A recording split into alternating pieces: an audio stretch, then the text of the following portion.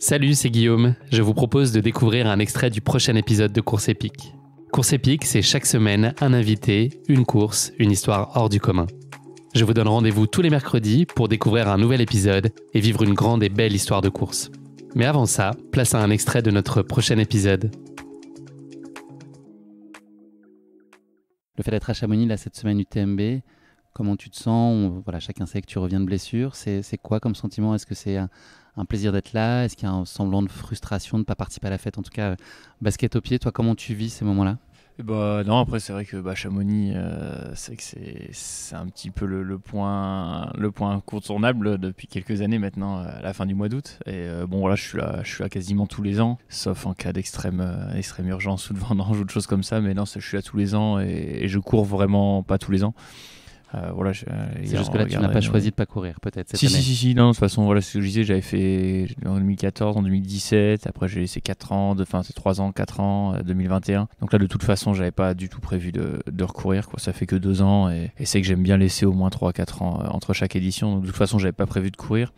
Mais c'est vrai que j'ai eu une année un petit peu complexe, un petit peu chargée, mais bon voilà, j'espère que là être sur la bonne pente et là j'arrive à refaire des belles sorties. Donc je crois que j'ai même jamais été aussi actif une semaine du TMB. Donc non, ça fait plaisir de pouvoir courir et puis on aborde après les journées un peu plus détendues et serein. Donc non, ça me fait plaisir d'être là. C'est toujours effectivement, ça rappelle toujours les mémoires de course, les mémoires de veille de course parce que là on est jeudi quoi. Et donc non, ça me fait toujours revivre plein d'émotions d'être ici et puis de avoir les coureurs un petit peu dans la peau dans laquelle je suis des fois. C'est aussi marrant de voir un peu comment ils se gèrent, comment ils gèrent la pression, tout ça. Et puis voilà, en plus cette année il y a eu des conditions difficiles sur la TDS, sur la PTL. C'est des choses que j'aime bien quoi, qui rappellent aussi que la montagne c'est pas un stade d'athlétisme et qu'il faut composer avec plein d'autres choses. Il n'y a pas que la performance qui compte et c'est ça l'ultra pour moi. Donc c'était des belles courses qu'on a vécues jusque-là. Voilà, j'espère qu'il y aura quand même 2-3 trucs complexes pendant l'UTMB qui fera pas 25 degrés tout le long et qu'il y aura un peu de piment quoi. Voilà. Oui, on est là pour vibrer aussi avec les conditions.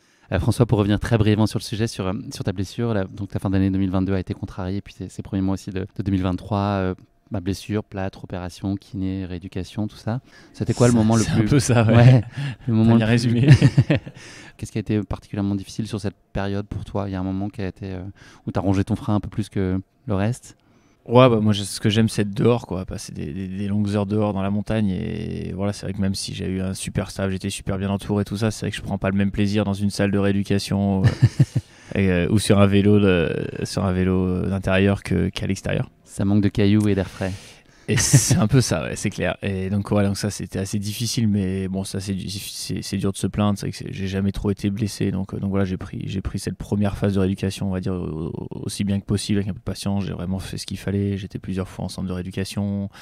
J'ai pu reprendre le ski de randonnée quand même finalement très très tôt, et donc voilà, j'ai pu être dehors. Après voilà, j'ai eu un petit contre-coup où finalement voilà, c'était un petit peu plus profond, un petit peu plus global que juste une fracture, et donc du coup il a fallu vraiment faire doucement avec les os, avec surveiller toutes les densités osseuses, toutes les valeurs, toute l'immunité, tout ça.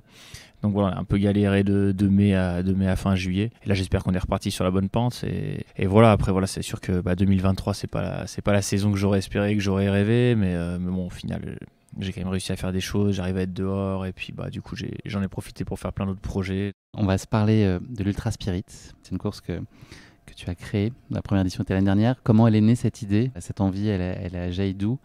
Et ensuite, dans quelle mesure tu as réussi à t'engager très vite entre le moment où tu as eu cette idée et où vous avez eu cette idée?